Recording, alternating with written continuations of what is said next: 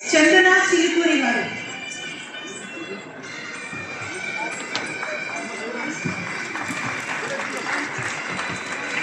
రాజశ్రీ గారు, sir sir మీరు కొంచెం వెనక్కి వెళ్ళండి. గది వెనక్కి వెళ్ళండి కొంచెం. హర్షిని పాండే గారు,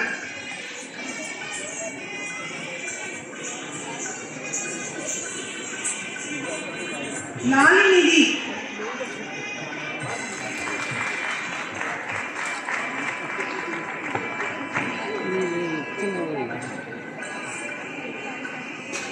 భవానీ చంద్ర,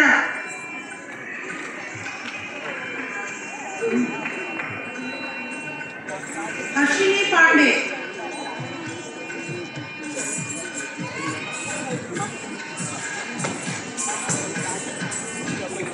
విజయ్ గారు, లాలినిధి,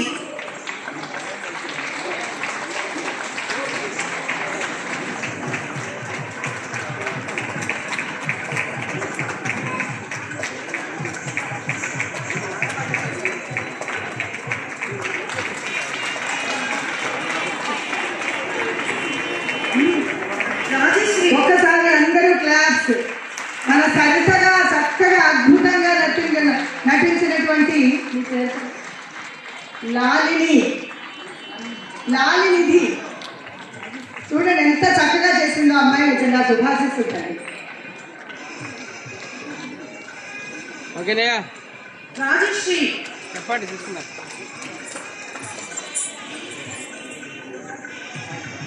భవానీ చంద్ర, 9 అయిపోయింది. దానిలోనే కానీ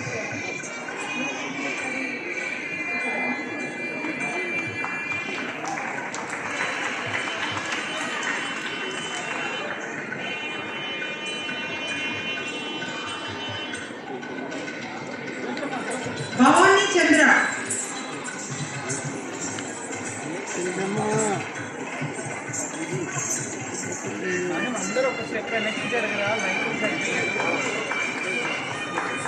సార్ మీరు పంతులు గారు వెనక్కి వెళ్ళండి, కొంచెం వెనక్కి వెళ్ళండి.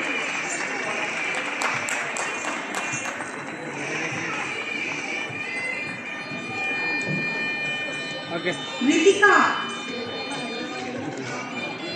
పంతులు గారు ఓకే. ఎల్లో సాయంత్రం రితిక, ఇస్తాడేమన్నా. Okay sir. వీడియో వస్తుంది.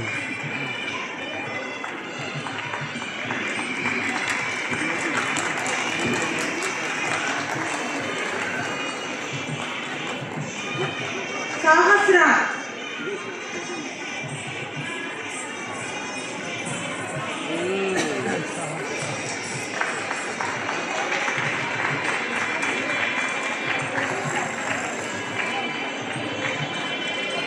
ಸ್ವಲ್ಪ వైష్ణవి,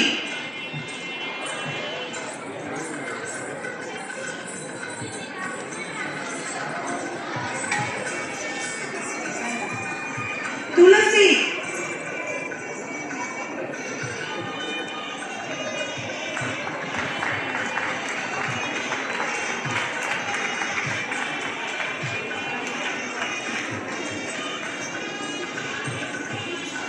తులసి,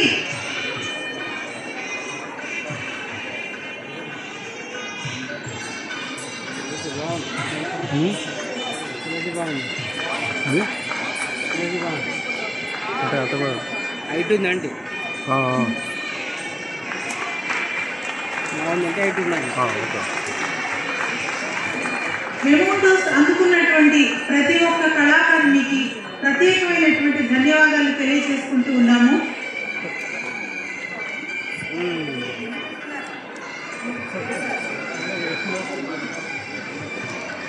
అరవింద్ రెడ్డి గారికి మరి పెద్దలు చంద్రయ్య గారి ద్వారా శాలువాతోటి సత్కరిస్తారు.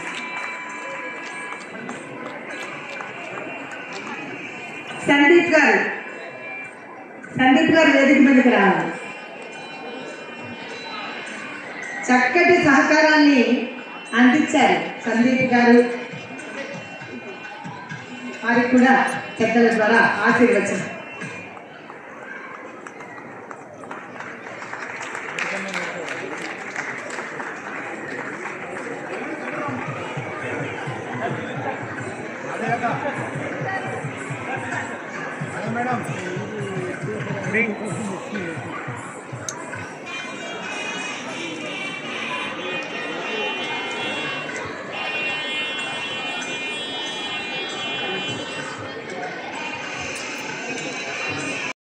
అలాగే భారతి మేడం గారికి, అలాగే మన ఈశ్వర్ ప్రసాద్ సార్ గారికి, అలాగే సుధాకర్ సార్ గారికి, గురువులకి అందరికీ పాదాభివందనం చేస్తున్నాను.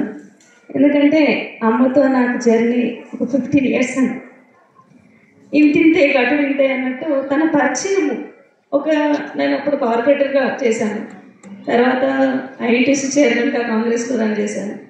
తర్వాత ప్రతి ఒక్కదానికి నువ్వు చేస్తావమ్మా, నీకు జీల్స్ ఉన్నాయి, నువ్వు ఎన్నో చేస్తావు, వేలాది మంది మహిళలను స్ఫూర్తిగా అప్పుడు అమ్మ నాన్న ఇద్దరే ఉండేవాళ్ళు, చెల్లి తమ్ముడు యూఎస్లో ఉండేవారు, చెల్లి అదర్ కంట్రీలో తన జాబ్లో వెళ్ళేది. వీక్లీ 2 వెళ్ళేదాన్ని, అమ్మ నీ ఆరోగ్యం ఎట్లుంది, డాడీ ఎట్లుంది, మమ్మీ అని కాల్ చేయడం, మాట్లాడడం చేసేదాన్ని. నేను బెంగళూరులో నాకు ఒక మీటింగ్ వచ్చిందనమాట, అది ఇంటర్నేషనల్ లెవెల్ మీటింగ్. అమ్మ నేను కూడా ఇచ్చాను, అప్పుడు డాడీ కోపడ్డారు, హెల్త్ ఇష్యూస్ ఉంటాయి వద్దురా అని చెప్పేసి. లేదు నేను వెళ్తా, నా బిడ్డతోనే వెళ్తా అంటే, నేను అడపు కూతురు అనేది ఎక్కడికి వెళ్ళినా నా పెద్ద కూతురు అనేది నన్ను ఎంత ప్రోత్సహించేదంటే, ఆమె ప్రోత్సాహం వల్ల నేను ఈరోజు Telangana chamber of commerce industrial చైర్మన్గా నేను లాస్ట్ ఇయర్ అపాయింట్ అయ్యాను. ఫస్ట్ నాకు అఫీషియల్ కాల్ వచ్చినప్పుడు అమ్మని కూర్చోబెట్టుకుని, నువ్వు నీ ఆశీర్వాదం వల్ల నేను ఈ పోస్ట్లోకి వస్తున్నానమ్మా అని చెప్పేసి ఆ వీధి అంతా తిప్పడం జరిగింది. ఇంకా స్థాయికి వెళ్తూ పెట్టా అన్నయ్య, నా ఆశీర్వాదం ఎప్పుడు ఉంటుందంటే. ఒక 1 weekలోనే నాకు ఇంటి దగ్గరికి వెళ్ళకుండా నన్ను నిద్ర పట్టేదాన్ని, ఎలా ఉందో. నేను సింగపూర్ వెళ్ళాను, ఆ వీకే చనిపోయిందని తెలియడం జరిగింది నాకు. నేను ఎంత బాధ అంటే నాకు ఇప్పటి కూడా నేను మర్చిపోలేను. ఆ పర్ఫార్మెన్స్ అసలు కూర్చోవాలనుకున్నాను.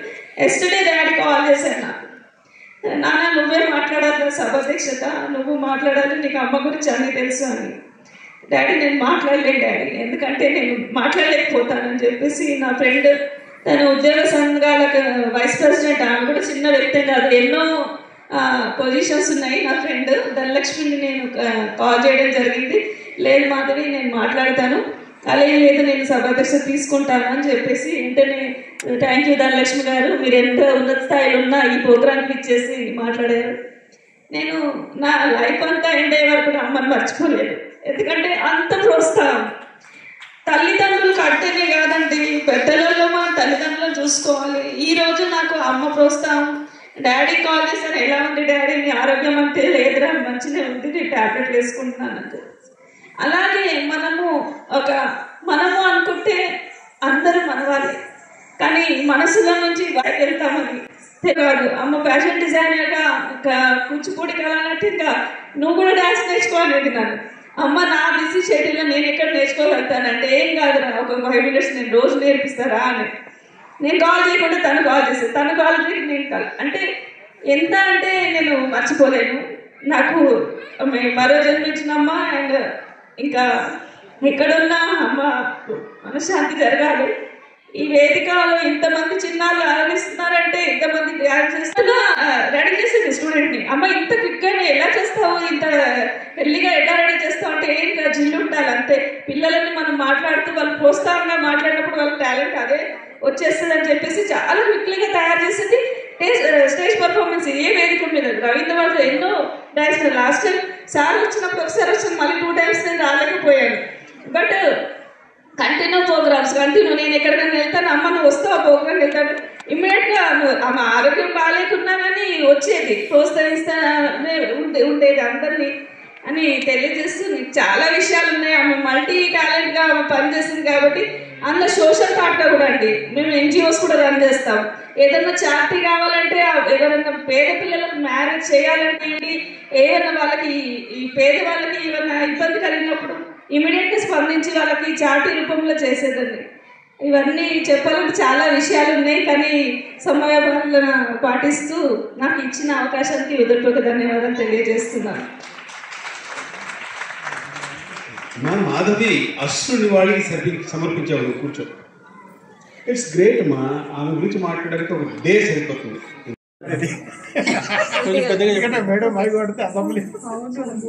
ఈరోజు Saritha famous dancer Nandi award and international లెవెల్లో ఆమెకు స్టూడెంట్స్ ఉన్నారు. ఆమెతో నాకు 10 years జర్నీ ఉంది సరితా జిబ్రాతో.